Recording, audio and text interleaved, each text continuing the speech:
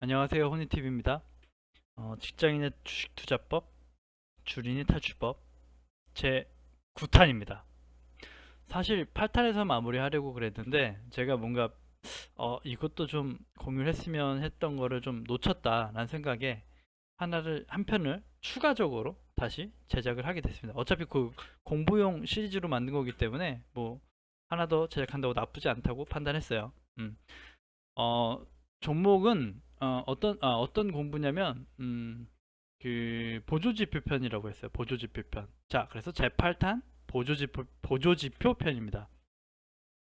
제가 차트 보는 법도 알려드리고 뭐 이것저것 그 공유한다고 알려드린 것 같은데 사실 전문가들도 많이 활용하면서 보는 보조지표들이 몇 가지가 있는데 그 부분은 제가 공유를 드리지 않은 것 같아요. 그래서 그 부분을 같이 좀 보면서 이야기를 나눠보려고 합니다. 네. 종목은 세아베 스틸인데 제가 예전에 일전에 말씀드렸던 종목이에요. 저는 그 240일이라고 11선을 꼭 넣으라고 다시 한번 얘기 드렸고 241선은 그냥 기본적으로 장기 침체선이다 라고 얘기 드렸어요.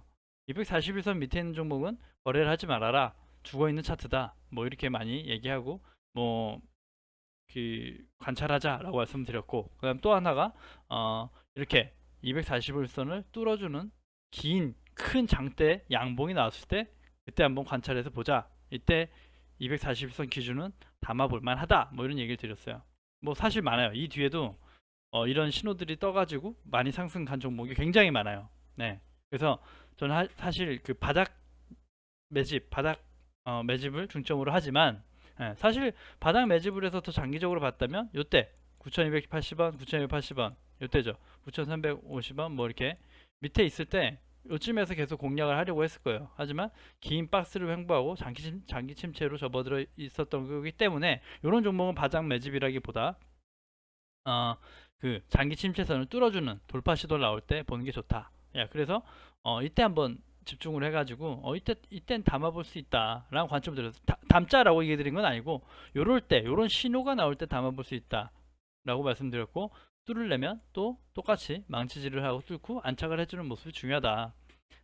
다른 영상에 말씀을 드렸던 종목이에요. 예, 똑같이 얘기를 드리는 게 그래서 지금 현 위치는 241선을 지켜주지 못하고 다시 흘렀는데, 자 밑에 지지선들이 또 있다 보니까 어느 정도에서 받쳐주고 다시 한번 241선을 뚫는 걸 시도했다가 다시 한번 밀려요. 자, 그리고 4거래 만에 다시 한번 시도를 하는데 또 밀리죠. 그런데 제가 이게 물린 거냐라고 했을 때 아니다라고 말씀드렸던 게 이평선이 점점 좁아지고 있고 언젠간 이 240선을 뚫을 날이 올 거예요. 뭐 또 밀리고 또 밑에서 지지부진할지 모르겠는데 241선이 점점 좁아지고 있죠.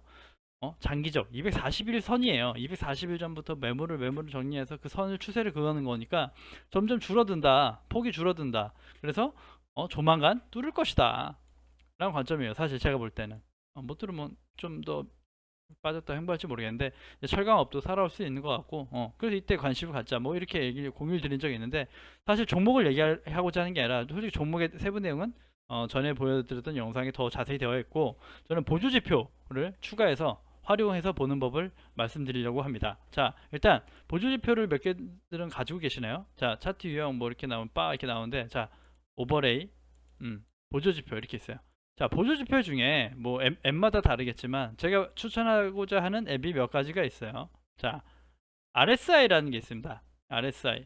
자, 추가해 놓고 RSI 커터 있고, 그 다음에 스토캐스틱 패스트 슬로우 이 정도입니다. 뭐 제 그거 보시다 보면 제 걸 보시다 보면 이게 담겨져 있는 걸 보신 적이 있으실 거예요. 오늘은 차트보다도 이 스토캐스틱 이런 거, RSI 이런 걸 얘기할 거기 때문에 어, 그 한번 같이 보시죠. 자, 일단은 RSI를 기준으로 먼저 이야기를 나눠보겠습니다. 자, RSI란 요것도 하나의 뭐 이제 전문가들이 활용한다는 보조 지표인데 이틀 안에서 여기 보시면 이 검은색 두 선이 그어져 있어요. 여기선 여기선.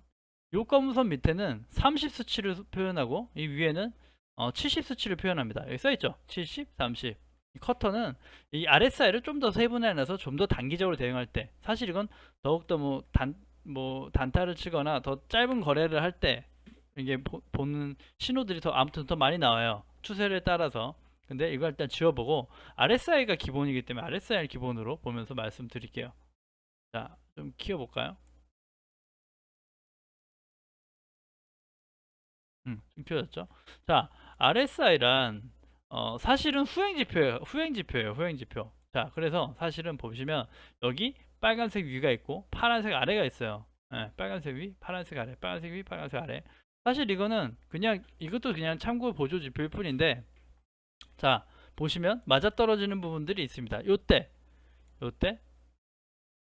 매수 신호다 라고 포착을 해주죠. 이 파란색은 매도다 라고 얘기를 해줍니다. 매수, 매도, 매수, 매도, 매수, 매도인데, 사실 이 막대기를 보는 것보다는 수치를 보는 게 좋아요. 아까 말씀드렸던 30, 70이에요. 70 근처나 70 위에가 있으면 과열 구간이다. 과열됐다는 거예요, 투자가. 과열돼서 매도를 걱정해야 된다. 70 이상이면 과열 구간. 여기서 100, 200, 100, 110 이렇게도 올라갑니다. 상승이 센 것들은. 하지만 여기서 나오죠. 요때 매수를 하라는 신호가 떴고, 요때부턴 70을 넘는 과열 구간이 나오죠. 네. 그래서 이 RSI 그 여기서 매도는 늦게 나온 거예요. 대응을 못한 거죠, RSI가. 근데 일단 70 위에서 매도, 그 다음에 30 밑에서 매수입니다. 30 밑에서. 기본적인 그냥 RSI 그냥 지표가 그래요. 예. 70, 30 이렇게. 70 위에서는 좀 이렇게 좀 많이 올랐다라고 느낌을 가지시면 되고, 30 밑에는 좀 많이 빠져서 매수에 부담이 없다라고 느끼시면 돼요. 그냥 기본적으로. 그 다음에 이게 침체가 됐다가 다시 상승으로 꺾이는 부분이 있어요. 요럴 때가 사실 어, 침체가 되면서 30 밑에서 침체가 되면서 꺾여 올라오는 부분이 반등 기회가 될 수도 있다라고 봅니다. 예를 들어 요럴 때죠. 꺾여서 30 밑에서 꺾여 올라갈 때 요럴 때라든가 요럴 때를 보조지표로 참고해 볼 수 있습니다. 30m로 꺾였는데 살짝 방향을 위로 틀어서 올라가고 있죠. 이것도 그냥 보조지표일 뿐이에요. 이날 차트와 뭐 기사 이슈는 봐야 돼요. 근데 기본적으로 후행지표라고 말씀드렸기 때문에 이 30, 70, 그러니까 뭐 어떤 종목을 매수할 때는 매도할 때 RSI를 좀 참고해서 좀 더 내가 판단할 때 도움이 되자라는 개념입니다. 네, 그리고 요번엔 같은 의미예요. 사실 제가 네 가지 보는 게 RSI, 커터, 그 다음에 스토캐스틱, 패스트 슬로우 다 봅니다. 똑같습니다. 그때그때 좀 활용해서 보긴 하는데 어, 사실 아까 말씀드린 대로 RSI는 똑같고, 예, 일명 스토캐스틱 볼게요. 스토캐스틱 똑같아요. 사실은 패스는 좀 더 빠른 대응, 음? 빠른 대응을 표기한 거고, 예, 슬로우는 똑같이 좀 여유 있게 반영이 된 거예요. 사실 제가 투자하는 방식은 베스트는 아닙니다. 아니죠. 그 얘기 드리지 않을 거고. 일단 보조지표로 나중에 활용하실 수 있어요. 여기 보시면 여기도 나와요. 자, 매수, 매도, 매수, 매도. 같이 보면 좋겠죠. 그러니까 스토캐스틱은 매수를 하는 거에 대한 또 하나의 의견이에요. 예. 어떻게 보면 맞아 떨어지는 부분도 꽤 있고, 대응을 못 할 수 있는 부분도 있고 그래요. 사실은. 자, 이럴 때 보면 바닥 때 화살표가 나와요. 정답은 아니에요. 물론. 어, 종목이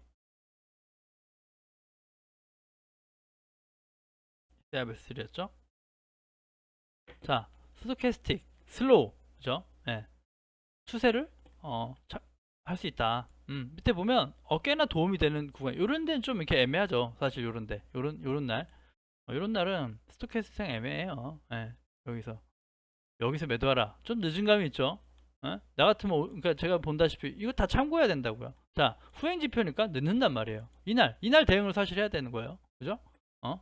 이날이면 이미 5일선을 깨고, 그 다음에 하늘 위에 많이 떠 있는데 정고점 떼지 못하고 음봉으로 전환된다. 사실 뭐 긴장해야겠죠. 5일선 깼을 때 매도할 수도 있고, 추세가 죽었죠. 5일선 추세가 죽어간다 그랬잖아요. 제가 꺾이는 부분을 조심해라 라고 말씀드렸는데, 일단 그렇고, 이때도 매수 의견이죠.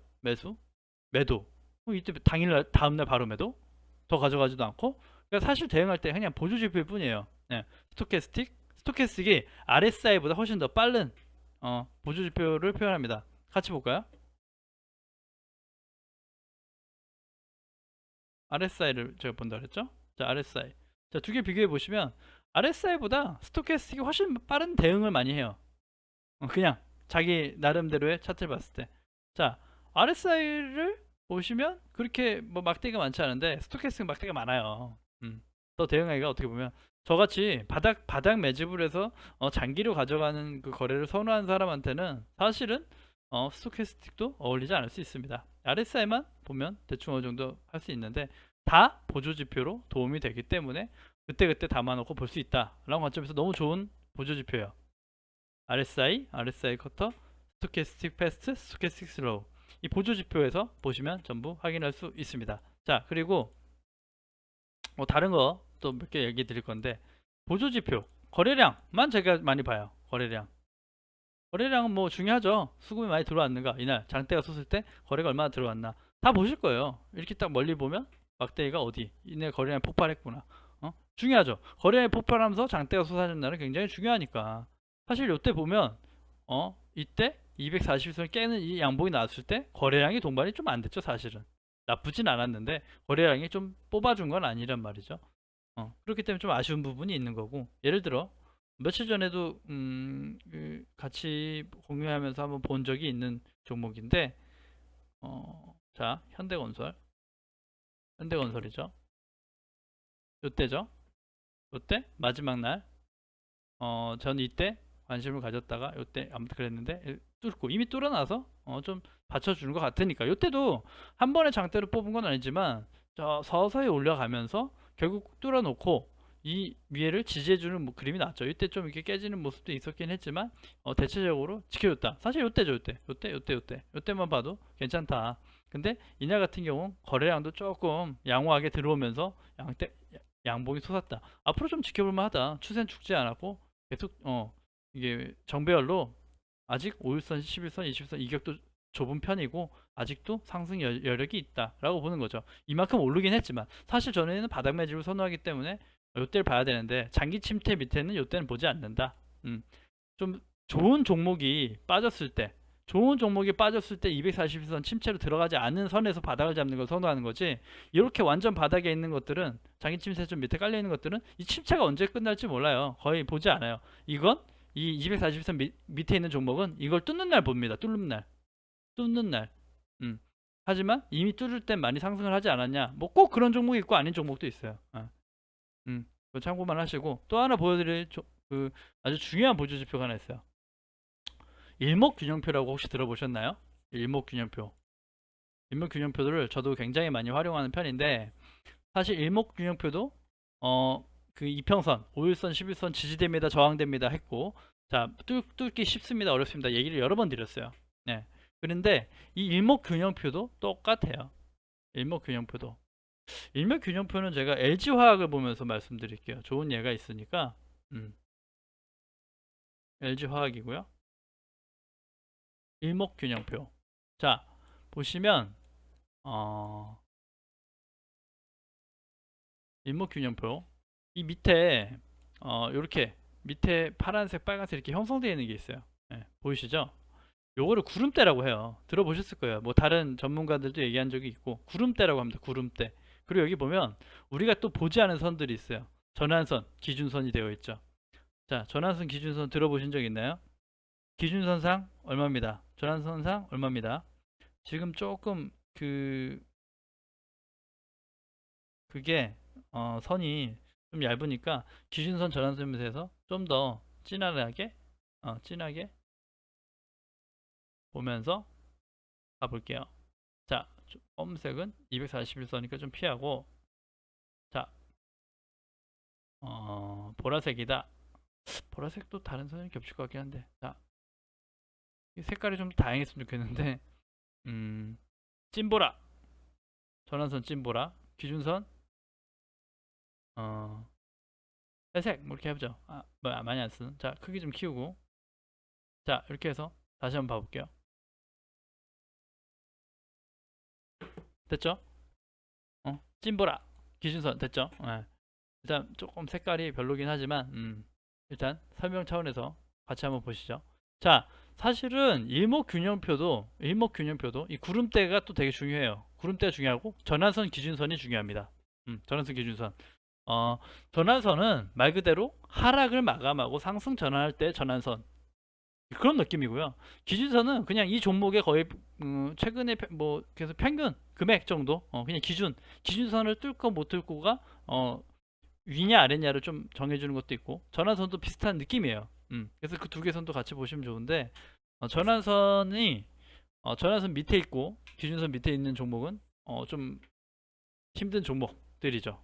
가기 힘든 종목들이고, 위에 있는 종목이 좋고, 또 하나 구름대가 어, 구름대 안에 들어가면 구름대 안에서 논다고 해요.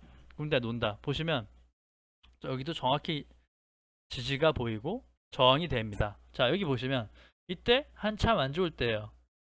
인적 분할 얘기가 나왔을 때 같은데, 이때도 구름대 끝이죠. 하반 끝을 이탈하려 하지만 매수세가 전부 잡아줍니다. 구름대 밑으로 가지 않겠다는 거죠. 종목을 죽여서 장기 침체시키고 망가뜨리지 않겠다는 의지가 여기도 나오는 거예요. 예. 그리고 결국 여기선 구름대가 좀 얇아지기 때문에 좀 빠지긴 합니다. 이때가 이제 인적 분할 이슈로 하방을 끝까지 그릴 때죠. 이때가 시작이 아닌가요? 이때도 연관이 있었던 거예요. 이때 또 뭐 배터리 사고 났을 텐가? 아무튼 이때도 하방을 또 그립니다. 예, 그리죠. 그리고 나서 다시 구름대 위로 올라오는데, 마찬가지로 여기도 보시면 아시겠지만 구름대 위로 다시 들어올 때도 구름대가 저항이 돼요. 그 꼭 이평선만 저항과 지지가 되는 것이 아니라 구름대 또한 저항과 지지가 됩니다. 나중에 제 얘기를 듣고 이 지표를 참고해서 보시면 또 기가 막히게 또 지지가 되고 저항이 되는구나, 요런 것도 있구나라고 느끼실 수 있을 거예요. 그리고 보시면 전환선 기준선 항상 같이 물고 다니죠. 전환선 기준선 회색 회색 회색. 요때는 이제 좀 많이 빠졌을 때니까 당연히 기준선보다 밑에 있을 것이고, 전환선은 같이 이렇게 물려다니긴 했는데, 결국은 장이 좋고 이 종목이 세게 갈 땐 전부 위에 있습니다. 구름대 위에 있고 전환선 위에 있고 기준선 위에 있어요. 보이시죠? 여기가 전환선. 이 전환선을 꺾고 내려오면 조금 조정의 여지가 있다라고 보시면 되는 거고, 아직은 뭐 좋죠. LG화학 11선도 지지해주고 5일선 위에 떠 있고 좋죠. 예. 조정이라 해도 떠서 조정을 했죠. 좋은 겁니다. 아직 힘이 세다는 거예요. 근데 다른 종목들 보면 이제 종목이 좀 조정이 들어가는 시작 기점이 있기 때문에 긴장할 필요는 있다. 자, 기준선은 얼만큼이에요? 기준선으로 봤을 땐 73만 원이에요. 아주 여유가 있단 말이죠. 자, 구름대 너무 얇아져서, 이렇게 얇아진 구름대는 중요한 지지와 저항을 확인하기 좀 좀 어렵습니다. 다른 종목도 한번 봐볼까요? 일목균형표가 의외로 또 많은 것들을 보여줘요. 어떤 걸 볼까요? 자, 스튜디오 드래곤 한번 볼까요? 자, 보시면 스튜디오 드래곤도 코로나 때, 그리고 한알령의 타격이 가장 크죠. 한알령 그 타격 이후로 지지부진이죠. 사실은 240일 장기 침체 들어와 있고, 최근에 보이시나요? 최근에 그 한알령 해제 기대감에 큰 장대, 큰그 좋은 모습이 나와줬죠. 하루치밖에 안 되는 그림인 것 같긴 한데 나왔어요. 일단 나와줬는데, 이때 구름대 위로 진입을 해줬고, 자, 이 이평선이 모여있는 상에서 구름대 지지를 해주면서 전환선을 뚫고 올라가줬죠. 기준선도 뚫고 올라가지고 구름대 위로 올라와서 안착을 했다. 하지만 구름대 위에 있는 종목이 좋은 거예요. 위에서 노는 종목. 구름대는 헤쳐나가야 되는 고난이니까 어려운 거예요. 다음날 음봉이 나왔어요. 제가 말씀드렸던 전일 걸 잡아먹는 음봉이라 사실 좋은 그 봉 모양은 아니에요. 사실은. 하지만 여기 또 나오죠. 구름대를 벗어나지 않으려는 지지는 또 보여줬어요. 요런 걸 보시라는 거예요. 요런 거를. 요게 또 나온다니까요. 이평선이랑 거리가 멀잖아요. 자, 5일선, 11선 거리가 있다고요. 그러면 이때까지 그냥 마냥 기다리냐? 아니라는 거죠. 단기적으로 대응하려면 구름대도 활용할 수 있다. 구름대도 사용할 수 있다. 보이시나요? 네. 선행 스팬도 저는 보긴 하는데, 여기까지는 설명을 뭐 안 드릴게요. 당장은. 일단 요 정도만 보셔도 종목이 대충 보인단 말이죠. 그래서 보조지표편을 한번 꼭 담아봤어요. 이것도 같이 보시면 같이 우린 그 종목을 같이 찾아야 되니까 뭐 저는 항상 의견도 드리고 하겠지만 종목을 같이 찾아서 봐야죠. 예. 네이버 최근에 좀 부정적인 의견을 드렸어요. 아직 그러니까 뭐 사지 마라 아직은 사지 마십시오. 좀 더 봅시다라는 의견 드렸어요. 사실은 카카오를 좋다고 얘기했고 카카오 차라리 매수를 하면 카카오가 낫고 카카오를 담아보시죠 말씀드렸는데 자 네이버 살아나려고 하죠. 예. 사실 제가 매수를 한다고 생각하면 28만 원, 28만 원 밑을 봤어요. 28만 원 밑에. 그때가 이제 바닥이라고 생각하고 단기 바닥 잡을 수 있지 않나. 좋은 종목이니까. 근데 최근에 구름대 진입을 시도하고 있죠. 모든 이평선 깨고 좋은 양봉이 나왔어요. 오히려 좋은 신호가 나왔어요. 예, 좋은 신호가. 그래서 지금 다시 한번 제가 좀 지켜보자 했는데 말씀드린 게 사실 제가 이날 봤어요. 큰 음봉날. 근데 사실 이날은 이슈가 있었죠. 이슈가 있는데 다음날 금방 반등을 해줬기 때문에 사실 이때를 다시 얘기 드렸어야 되는데 다른 영상 치다 보니까 말씀 못 드렸어요. 이날은 모든 종목이 빠진 날이에요. 모든 외인 거래 수급이 나간 날. 또 내용은 또 아실 거예요. 근데 저는 이때 방송을 찍느라고 사실 양보만 봤지 그 빠진 이유를 잘 확인을 못했어요. 그리고 다시 네이버가 움직이는 거 봤고 이때 말씀드렸었는데 늦었어요. 조금 늦게 얘기 드렸어요. 뭐 괜찮다. 근데 좀 더 지켜보자 했겠죠. 근데 이날 아무튼 금요일 날 좋은 신호가 나왔다는 얘기를 드리고 싶은 거예요. 네. 모든 이평선들의 61선, 120선을 힘있게 뚫어주진 않았지만 구름대 안에 진입을 해서 걸쳐놨다. 여기서 또 횡보를 할지 몰라요. 뚫고 지질 못하니까. 하지만 뭐 이미 이게 바닥이라고 하면 이 바닥까지의 여유는 아직 있지만 이렇게 지금 장세를 보면 여기까지 빠질 것 같지는 않다. 그럼 이게 바닥일 수도 있으니까 한번 열심히 보자라는 관점이고 사실 바이오주들은 그걸 보기가 힘들어요. 왜냐면 변동이 너무 워낙 빠르고 지지구 저항도 잘 없어요. 그냥 지지선을 그냥 깨주고 그냥 저항을 그냥 뭐 뚫어줘요. 예. 사실 바이오 섹터는 이런 차트와 이런 것보다는 이슈와 뭐 단기적 대응이 중요한 것 같아요. 사실은. 네. 그래서 저는 사실 뭐 그냥 바이오 섹터는 안 한다고 말씀드렸지만 뭐 관심 있게 보는 종목은 바이넥스. 네. CMO 좀 더 안정적이니까 이건 뭐 약을 생산하는 공장이니까 저번에 삼성 바이오로직스 80만 원 밑에 매집을 해서 해보십시오. 추천을 드린 바가 있고 바이넥스도 나쁘지 않다고 생각해요. 왜냐 지금 일목균형표상 구름대 위에서 있어요. 겨우 구름대 위를 지켜주고 있어요. 구름대가 두껍고 얇고도 중요한데 좀 아직 얇아요. 금방 뚫고 내려갈 수도 있고 금방 뚫고 올라갈 수도 있어요.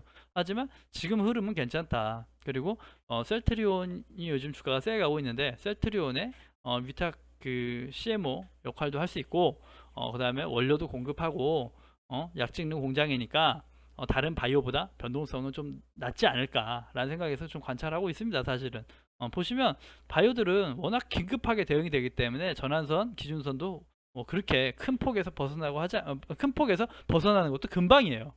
금방이고 회복하는 것도 금방이에요. 사실 제가 바이넥스를 들고 와서 그렇지 다른 종목을 보면 엄청납니다. 중해제약 찍그냥 보이시면 여기서 전환선, 기준선 밑으로 그냥 쓰러지는 건 금방이에요. 바이오들은 대응을 그만큼 빨리 해야 됩니다. 이렇게 큰 음봉이 나오는데 어떻게 직장인이 대응할 수가 있죠? 직장인한테 어울리는 종목은 아니에요. SK바이오팜은 좀 다른 의미고. 사실 그래서 저는 뭐 이 구름대 일목균형표 보는 법을 꼭 말씀드리고 싶었어요. 일목균형표 그 다음에 스토캐스틱상 RSI 스토캐스틱 같은 거 그런 거 보조지표 그 다음에 제가 담아보는 건 거래량 그 다음에 뭐 기관 누적이나 아니면 외인 누적 이런 거 봅니다. 도움이 많이 돼요. 아무튼 일목균형표는 한 번씩은 좀 이렇게 만져보면서 기준선, 전환선 설정도 해보시고 후행스팬, 선행스팬 해보시고 후행스팬이 지금 주가보다 높이 있으면 좋아요. 네, 간단하죠?